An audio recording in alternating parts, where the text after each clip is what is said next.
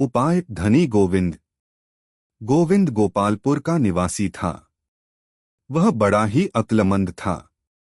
उसकी एक खासियत थी, अगर कोई किसी दूसरे को अपनी वाक शक्ति तथा चतुराई से हराता या धोखा देता तो उस धोखेबाज को उसी प्रकार की अपनी चतुराई से पछाड़ देता था।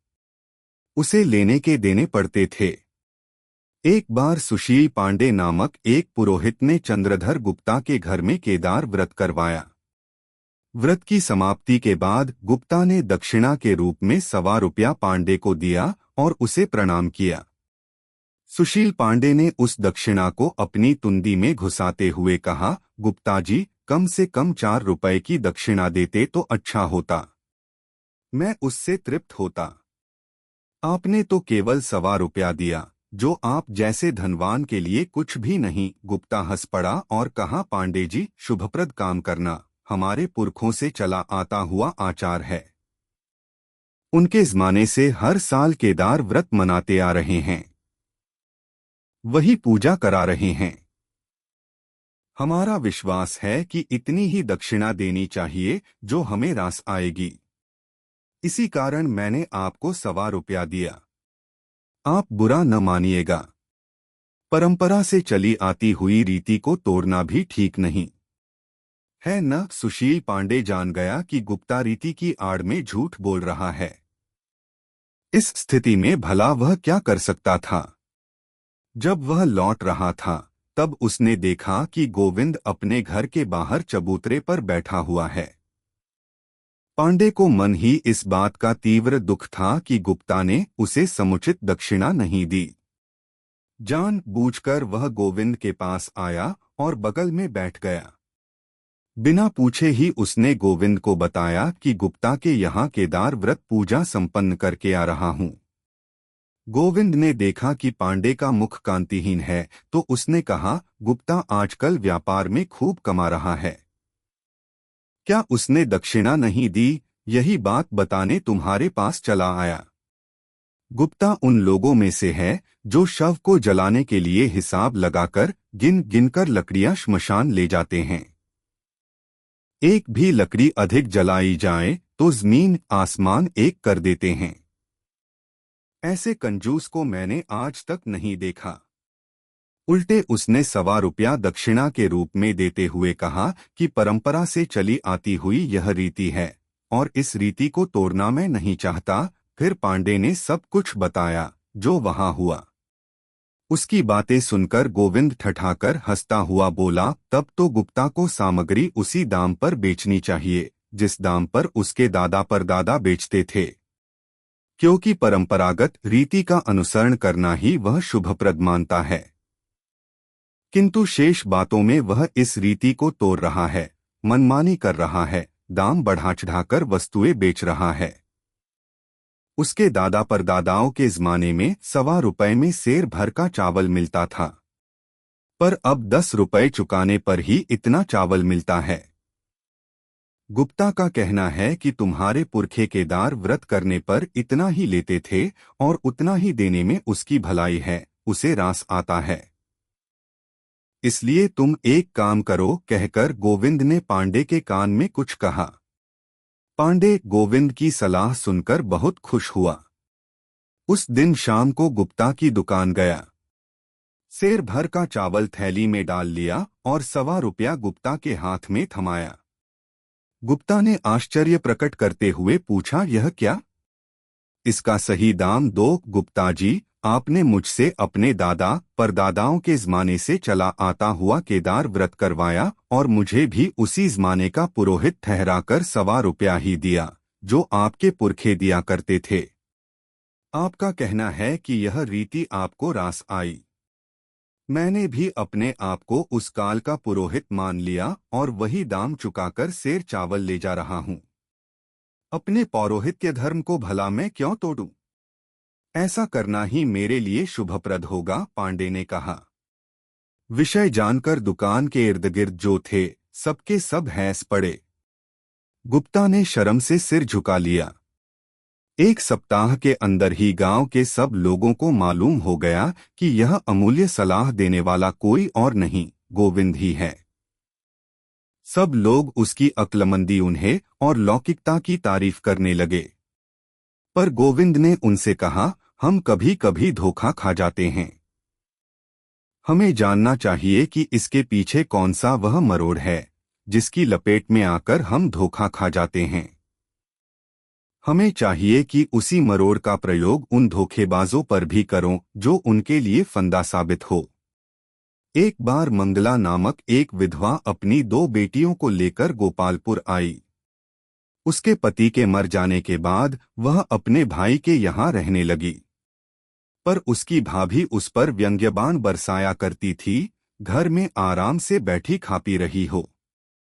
तुम दरिद्रों भिखमंगों की देखभाल पता नहीं मुझे कब तक करनी होगी। मंगला से उसके दुत्कार सहे नहीं जा सके और वह अपनी दोनों बेटियों को लेकर गोपालपुर चली आई। एक घर किराए पर लिया और छोटा सा भोजनालय शुरू किया। गोपालपुर की हाट में इर्द गिर्द के गांवों के लोग बड़ी संख्या में आया करते थे।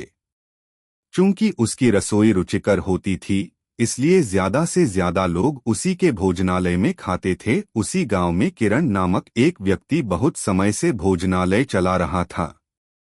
मंगला की वजह से उसका व्यापार ठप हो गया। उसने एक दिन 2 आदमियों को पैसे देकर मंगला के भोजनालय में भेजा। भोजन करते करते उन दोनों ने साथ लाए तिलचट्टों को तरकारी में डाला और हाथ में लेते हुए चिल्लाने लगे, वाह रे वाह, कैसा कलयुग आ गया। भोजन बेचना पाप है, तिस पर उसमें तिलचट्टे कहकर वहां से उठ गए। वहां भोजन करने वालों में खलबली मच गई। उन्होंने मंगला को डांटा और कहा कि पकाते समय सावधानी न बरतने की वजह से ही ऐसा हुआ। किरण चुप नहीं रहा। उसने इसी तरह एक किराए के आदमियों को 2-3 बार उस भोजनालय में भेजा और मंगला को तथा उस भोजनालय को बदनाम करता रहा। किसी दिन भोजन में कीलें होती थीं, तो किसी दिन शाकाहारी भोजन में पके मांस का टुकड़ा होता था। इन घटनाओं के कारण वहां आने वाले लोगों की संख्या घट गई। मंगला समझ गई कि इस शरारत के पीछे किसी का हाथ है। उससे ईर्ष्या करने वाला ही कोई ये काम करा रहा है। एक दिन वह गोविंद के पास गई और उसे पूरा पूरा विवरण दिया। उसने उसकी सलाह मांगी। गोविंद ने उससे कहा, भिखारी का दुश्मन दूसरा भिखारी ही होता है। व्यापारी का शत्रु दूसरा व्यापारी ही होता है। अपने भोजनालय को नष्ट पहुंचते हुए देखकर किरण ने ही ये शरारतें करवाई होगी। तुम एक काम करो, मोटेराम से बात करो, उसका अपना कोई नहीं है। 10-20 आदमियों को वह आसानी से मार पीट सकता है। उसमें इतना बल व साहस भी है। वह मजदूरी करके ईमानदारी से जी रहा है। बिना पैसे लिए तुम उसे खाना खिलाओ, फिर वह तुम्हारा रक्षाकवच बन जाएगा। मंगला ने मोटेराम को खबर भेजी और उससे कहा, मेरी देखभाल करने वाला कोई नहीं रहा, इसलिए मैं सबकी दृष्टि में असहाय व अबला मात्र हूँ। मुझे और मेरे भोजनालय को बदनाम करने के लिए कोई षड्यंत्र रच रहा है। भोजन पदार्थों में कुछ न कुछ मिलाकर यहाँ आने वाले लोगों को डरा रहा है। तुम मेरा सहारा बनो। मैं तुम्हें मुफ्त ही खिलाऊंगी और थोड़ा बहुत धन भी दूंगी। मोटेराम पहले इस बात पर नाराज हुआ कि मंगला उसे अपने किराए का गुंडा बनाना चाहती है, पर जब उसे मालूम हुआ कि उसने यह जिम्मेदारी गोविंद की सलाह पर ही उसे सौंपी तो वह शांत हुआ। 1 हफ्ते के अंदर ही मोटेराम मंगला के घर आ गया और वहीं रहने लगा। मंगला की बड़ी बेटी करुणा उसे अच्छी लगी। दिन गुजरते गुजरते करुणा भी उसे चाहने लगी। कुछ दिनों के बाद किरण ने फिर से 2 नए आदमियों को मंगला के भोजनालय को बदनाम करने के इरादे से भेजा। भोजन करते हुए उन दोनों ने भोजन में से छोटी छिपकली निकाली और उसे लोगों को दिखाते हुए कुछ कहने ही वाले थे कि मोटेराम ने उनकी गर्दन पकड़ ली और उन्हें पीटते हुए कहने लगा, बताओ इस शरारत के पीछे कौन है? तुम्हें यहाँ किसने भेजा? सच बताओ, नहीं तो तुम्हारी चमड़ी उधेड़ दूंगा। वे डर गए और सबके सामने उन्हें बताना ही पड़ा कि किरण ने हमें भेजा। तुरंत 4 आदमी किरण को पकड़कर गोविंद के पास ले आए। गोविंद कुछ पूछे इसके पहले ही किरण आंसू बहाता हुआ बोला, गोविंद, अब मैं जान गया कि तुमने ही मोटेराम को मंगला के घर भेजा। सच तो यह है कि मेरा व्यापार घटता जा रहा है, इसीलिए मैं किराए के गुंडों को मंगला के भोजनालय में भेजता रहा और उसे बदनाम करता रहा। जो भी सजा दोगे मुझे स्वीकार है। किरण, सजा देने के लिए मैं कोई ग्रामाधिकारी थोड़े ही हूं। परंतु एक बात अच्छी तरह से याद रखो, दूसरों को हानि पहुंचाने वालों को भगवान कभी क्षमा नहीं करते। दूसरों की जो भलाई करते हैं उन्हीं का शुभ होता है। जो हुआ उसे देखते हुए सारे के सारे ग्रामीण तुमसे घृणा करने लग जाएंगे, तुम्हें दुष्ट समझेंगे। तुम्हारे जो अन्य छोटे मोटे व्यापार हैं वे भी बर्बाद हो जाएंगे।